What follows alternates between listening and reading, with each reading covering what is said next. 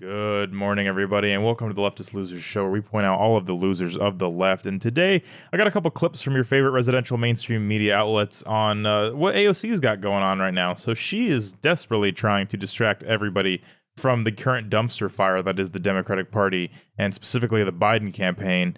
And she's throwing red meat to her voters. So she's, I'll just go ahead and play the clip, and I'll let you guys see what this major breaking news is from the AOC camp. Just minutes ago, we got breaking news that Congresswoman Alexandria Ocasio-Cortez has officially filed articles of impeachment against Justices Samuel Alito and Clarence Thomas. That comes just after Senators Sheldon Whitehouse and Ron Wyden made a formal request to DOJ. They want a special counsel appointed to criminally investigate Supreme Court Justice Thomas for accepting travel and the loan of a luxury car from wealthy donor friends. NBC's Ryan Noble still with us on Capitol Hill. MSNBC legal correspondent Lisa Rubin is here with me. Okay, Ryan, what do we know about these impeachment articles? I know this story just broke. What happens next? So this comes from, as you rightly point out, Congresswoman Alexandria Ocasio-Cortez from New York City, and she's filed two articles of impeachment against Justice Samuel Alito and Justice Clarence Thomas. And these articles of impeachment are not based in any of the decisions that either of these two justices have made, but instead specifically about their conduct around the office. For instance, in both Thomas and Alito's case, she is accusing them of not properly disclosing financial benefits and gifts that they were given by donors and others, and in some cases people that had business before the court or even had a vested interest, a political interest in some of the issues before the court. And she's also doing that in the case of Clarence Thomas, saying that he refused to recuse himself from certain cases that his spouse had a vested interest in as well. His wife, Ginny Thomas, of course, was very much involved in the Stop the Steal effort, the efforts to overturn the 2020 election and things along those lines. Also, she is accusing Justice Alito as well of refusing to recuse himself from certain cases of which he may have a conflict of interest. So these are very specific accusations that Ocasio-Cortez is leveling against these two Supreme Court justices. It comes at a time where Democrats are getting increasingly frustrated about the direction of the court, obviously the decisions that this court has rendered over the past couple of months, but also the conduct of these Supreme Court justices and the lack of oversight that they apparently seem to have without any kind of specific code of ethics that they must follow. So there you have it. AOC, again, just throwing red meat to her voters. This whole thing is an absolute joke. Of course, the two, Supreme Court justices that she's going after are the most constitutionally focused, constitutionally sound people that we have in the court. I mean, they are the only two that I know of that seem to always refer to the Constitution for all of their decisions and try to just read it as it was written all those years ago. And it's frustrating, right? It's frustrating for us, and it's frustrating for AOC's side, because they're the only ones holding up the Constitution at this point. They're the only institution that's not captured by the left, and they hate it. AOC's team, AOC's people, they absolutely hate that they can't just steamroll everything they want into fruition.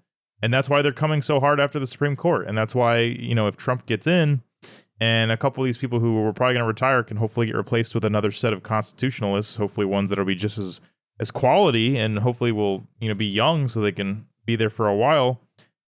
If not, we're going to have some serious problems because, again, this is the only institution, I think, at this point that's not captured by the likes of AOC and her cohort. So it's just sad. It's just toddlers throwing a tantrum. They're just doing everything they can to help frickin' Biden out. And, I don't know why. I don't know why AOC is so loyal to Biden at this point. Her whole party seems to be shifting into the get him out of their side of the aisle. And she, for whatever reason, is still defending him.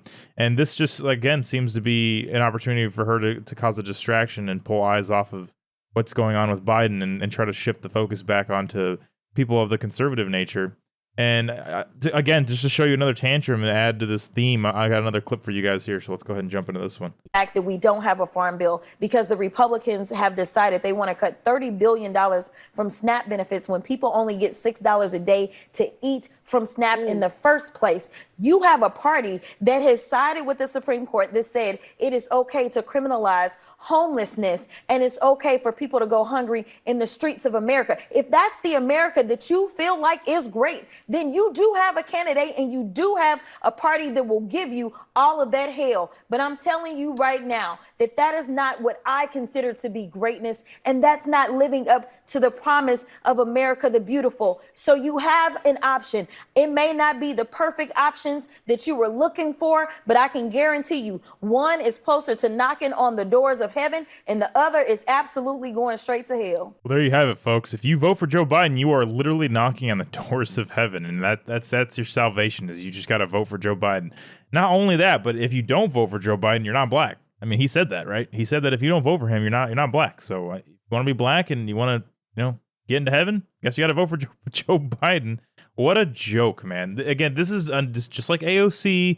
She's over here claiming that Trump's going to rip away all their safety nets. And yeah, a lot of people on his side, we do want to remove a lot of these social programs that do nothing but incentivize laziness and the destruction of communities. I think a lot of these benefits, while on the surface sound like a good idea and look good, I think a lot of times all they do is cause problems. They just drive people to do nothing and strive for nothing and have zero ambition. In my other segment where we were talking, showing PBD talking to Stephen A. Smith, that was exactly what I was talking about with the contrast between these people. You have PBD represents very well the type of person who goes and grabs the life by the horns, and looks at life as a challenge, and in doing so becomes extremely successful. And that's how you build people up. That's how you build a successful society. That's how you build a community, is people who want to work and want to get moving.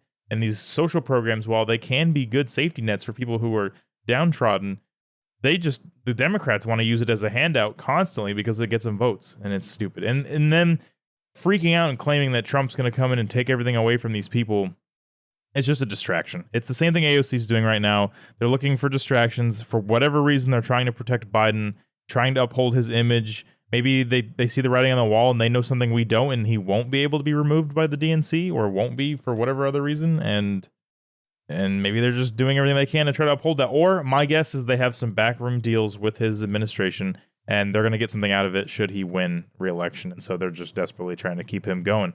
I don't know. But there you have it, everybody. Those are the two clips I wanted to share with you guys this morning. I thought it was funny seeing both these people just lose their minds and, stand in front of the dumpster fire that is the Biden campaign, point back to it and say, look how amazing that is. Isn't it fantastic? We should keep that one going. And it's silly. Anyways, go ahead and like and subscribe if you guys appreciated this. Comment down below, tear me apart, do whatever you'd like down there. I just appreciate the engagement and the criticism, and I will continue to try to make these videos better. And I will talk to you guys in the next one. Peace.